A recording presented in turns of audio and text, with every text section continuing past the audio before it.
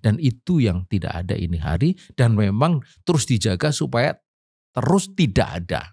Karena dunia barat sekarang tahu persis di mana letak kekuatan umat dan letak kemungkinan umat itu akan bangkit kembali. Mereka tahu persis karena mereka belajar Islam dan mereka belajar sejarah dan mereka pernah melakukan itu semua.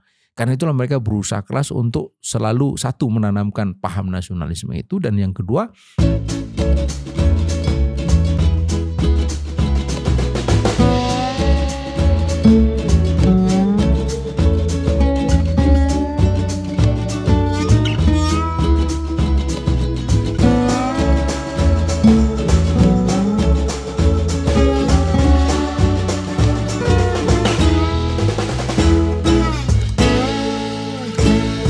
Bismillahirrahmanirrahim. Assalamualaikum warahmatullahi wabarakatuh. Pemirsa yang dirahmati Allah Subhanahu wa taala, kembali kita bertemu lagi dalam program Focus to the Point.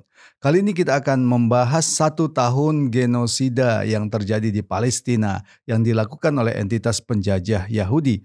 Kenapa genosida ini bisa berlangsung demikian lama dengan korban yang demikian besar? Ada apa yang sedang terjadi di dunia internasional ataupun di tubuh umat? Kita akan membahas ini dengan Ustadz Ismail Yusanto. Assalamualaikum Ustadz. Waalaikumsalam warahmatullahi wabarakatuh. Tepat 7 Oktober 2024 ya, setahun setelah serangan Topan Al-Aqsa ya. Sejak itu kalau kita lihat terjadilah genosida yang luar biasa. Walaupun sebenarnya pembunuhan dan pembantaian itu sudah berlangsung sebelumnya. Tapi kondisi sekarang ini tampaknya semakin parah Ustadz Ismail. Bagaimana Ustadz Ismail melihat kondisi terakhir ya terkait dengan kekejaman yang dilakukan oleh Israel ini? Bisakah memang tepat disebut sebagai genosida? Ya, baik. Bismillahirrahmanirrahim. Assalamualaikum warahmatullahi wabarakatuh. Alhamdulillah, salatu wassalamu ala rasulillah wa ala alihi wa sahbihi wa man tabi'ahum ila yaumil qiyamah amma ba'd. Ya benar, harus disebut genosida dan memang pada faktanya itu adalah sebuah genosida dan memang juga keinginan mereka melakukan genosida. Bukankah mereka sudah berulang kali lewat mulut Benyamin Netanyahu laknatullah alaih bahwa mereka tak akan pernah berhenti sampai mereka membersihkan apa yang mereka katakan musuh-musuh Israel di wilayah Palestina, di Gaza khususnya, dan bahkan kemudian akhirnya mereka dengan lantang menyuarakan kembali apa yang menjadi cita-cita lama, yaitu bakal berdirinya Israel yang membentang dari sungai Eufrat sampai sungai Nil, dan itu meliputi berapa 4 atau 5 negara gitu. Jadi jelas bahwa ini adalah sebuah kejahatan yang bukan hanya berlatar belakang sekedar katakanlah semacam pembalasan ya, pembalasan ya, collateral damage itu atas apa yang dilakukan oleh Hamas pada 7 Oktober tahun lalu. Tapi lebih daripada itu memang ini tidak bisa dilepaskan dari keangkaran murkaan mereka dan juga cita-cita lama mereka untuk terbentuknya Israel Raya itu. Ya, kalau kita lihat perang sekarang ini kan semakin meluas sampai ke Lebanon Selatan ya. Beberapa target-target di Suriah, di Irak, Yaman itu juga menjadi serangan dari entitas penjajah Yahudi ini dengan korban yang cukup besar ya. Pertanyaannya, kenapa kebiadaban yang di depan mata seperti ini dunia seolah-olah tidak bisa mencegahnya, Ustaz? Ya. Ini satu ironi yang sangat besar. Dunia berulang kali sering mengatakan bahwa dunia ini harus penuh dengan kedamaian, ketentraman. Tapi di saat mereka melihat ada ketidaktentraman dan ketidakdamaian oleh karena ada keangkaran murkaan di sana dilakukan oleh Zionis Yahudi, mereka diam. Ini satu ironi besar. Mengapa mereka diam? Mereka tahu, khususnya buat para pemimpin di wilayah sekitar Israel, Timur Tengah, Afrika bagian utara, bahwa di belakang Israel itu adalah negara besar, Amerika Serikat, yang tak segan bakal melakukan apapun untuk melindungi negara satelitnya itu. Dan disitulah semua menjadi tahu bahwa kejahatan Israel itu sesungguhnya juga adalah wajah dari kejahatan Amerika. Karena itu bohong besar kalau Amerika ini hari mengatakan bahwa mereka itu ingin menjadi sebuah negara yang melindungi perdamaian dan sebagainya. Faktanya di sana ada kejahatan tapi mereka biarkan, bahkan mereka lindungi dan mereka turut mengancam siapapun yang akan melakukan serangan kepada Israel akan menerima balasan. Dan ketika balasan itu dilakukan tidak langsung oleh Amerika tapi oleh Israel, Amerika juga diam gitu.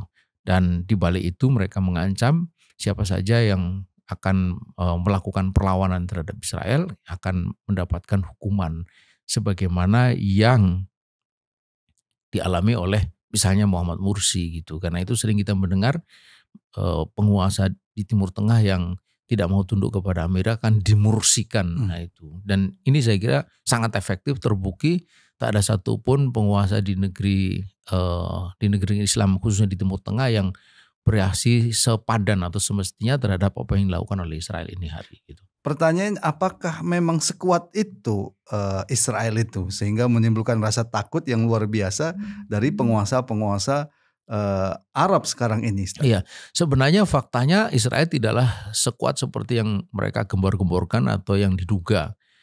Iron Dome yang dibangga-banggakan terbukti berulang kali bisa ditembus. Rudal-rudal yang diarahkan ke Tel Aviv baru-baru ini dari berbagai arah ternyata dengan mudah bisa masuk. Jadi ini hanya satu mitos yang memang coba dikembangkan untuk menakut-nakuti. Kemudian di sisi lain sebenarnya mentaliti pasukannya yang dianggap sebagai pasukan elit terkuat di dunia itu ternyata juga tidak seperti yang digambarkan itu. Ada dari mereka yang kemudian stres, ada yang mereka sampai terkecing-kecing, ada yang sakit jiwa, ada yang macam-macam. Dan yang tak kalah pentingnya juga untuk diungkap bahwa rakyatnya itu ternyata juga rakyat pengecut gitu.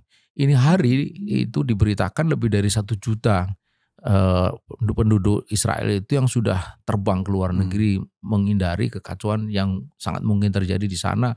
Oleh karena sudah berulang kali terjadi, ratusan ribu rakyat melakukan demo sangat keras untuk menuntut pengunduran diri Presiden atau Perdana Menteri Israel Benjamin Netanyahu gitu. Jadi sebenarnya tidaklah sekuat yang diduga. Bukti yang lain, jika betul kuat, mestinya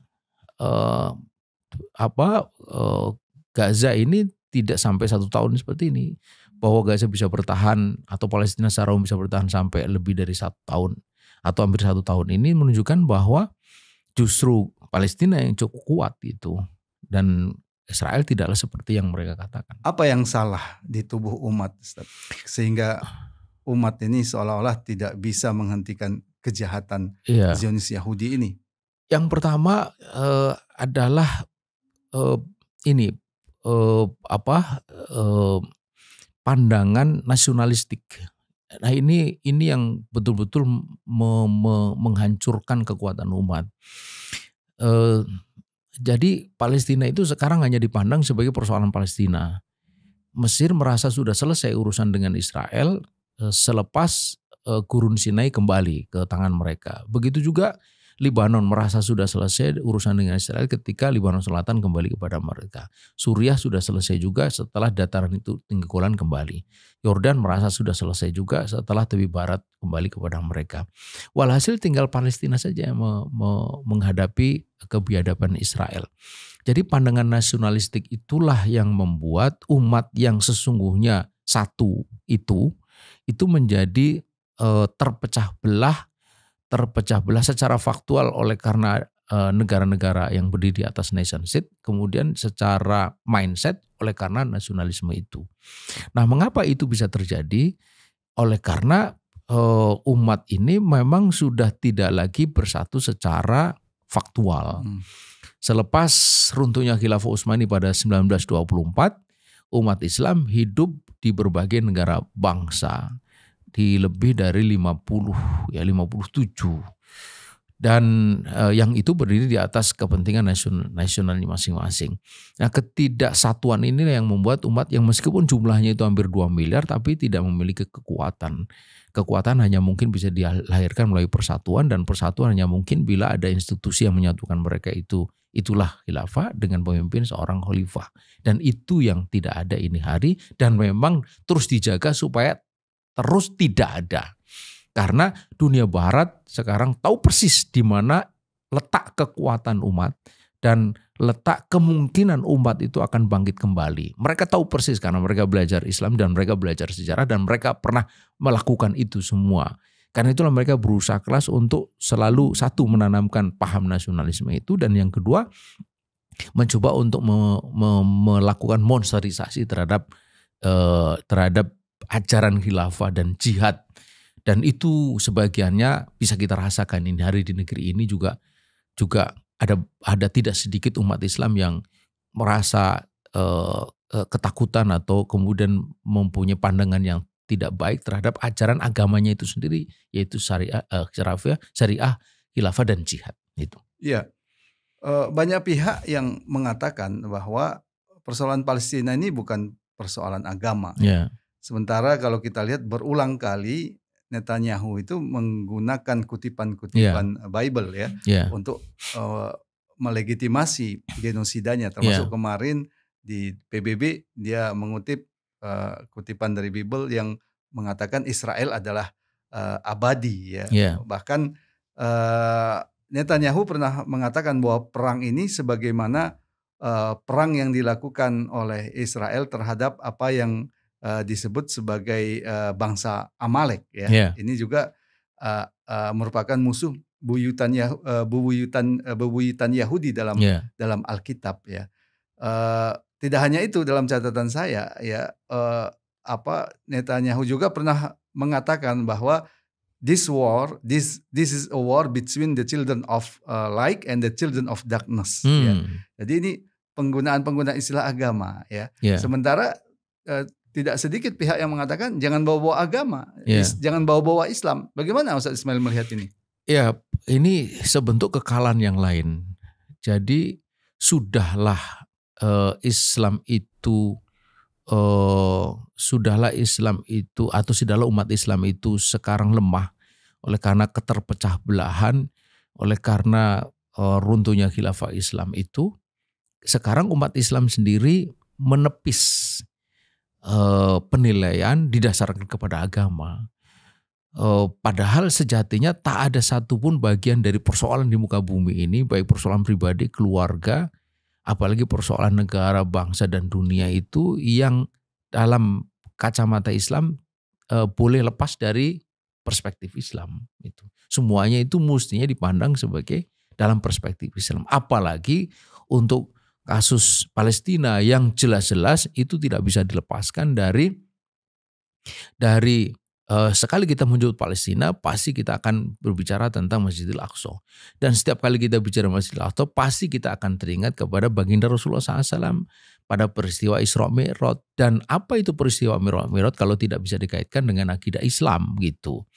Karena peristiwa Isra Mi'raj itu ada peneguhan terhadap kenabian Muhammad SAW. Karena itu konyol betul siapa saja yang mengatakan bahwa persoalan Palestina tidak ada hubungannya dengan agama. Dengan spirit agama saja kita masih kalah, apalagi tanpa spirit agama itu lebih kalah lagi itu. Jadi ini kesalahan yang kesekian kalinya, kekalahan kesekian kali dari umat yang tak lagi berani menyatakan bahwa ini persoalan agama dan karenanya harus diselesaikan dalam perspektif agama dengan semangat agama demi kepentingan agama. Dan itu jihad itu. Jadi ini sebenarnya juga tidak bisa dilepaskan dari usaha musuh untuk melemahkan umat Islam. Jika umat Islam itu tidak lagi menggunakan perspektif agama, memandang persoalan tidak dengan dasar agama dan tidak dengan dasar agama untuk menyelesaikannya, lalu dengan dasar apa? Lalu dari mana kita akan dapatkan semangat itu? Kalau tidak ada untuk jihad, lalu untuk apa umat Islam itu berjuang? Kalau tidak untuk mengharapkan ridho Allah dan surganya, lalu untuk apa? Dan ketika itu semua terjadi, umat Islam itu tinggal seonggok daging yang berjalan, tak punya kekuatan apa-apa, tidak punya spirit apa-apa, tidak punya semangat, dan itu akan dengan mudah dikalahkan oleh siapapun. Ya, terima kasih Ustaz Ismail. Pemirsa, demikian tadi pembahasan kita setahun genosida yang dilakukan oleh entitas penjajah Yahudi terhadap Palestina. Intinya kekuatan umat Islam itu ada pada Islam. Islam inilah yang mendorong Khalifah Umar bin Khattab radhiyallahu an melakukan futuhat terhadap Palestina. Dengan Islam itu pula lah Salahuddin Al-Ayyubi membebaskan tanah Palestina dari berabad-abad penjajahan pasukan salib. Dan hanya dengan Islam inilah kalau kita lihat Palestina akan dibebaskan di waktu yang akan dekat ini. Semoga bermanfaat. Assalamualaikum warahmatullahi wabarakatuh. Waalaikumsalam warahmatullahi wabarakatuh.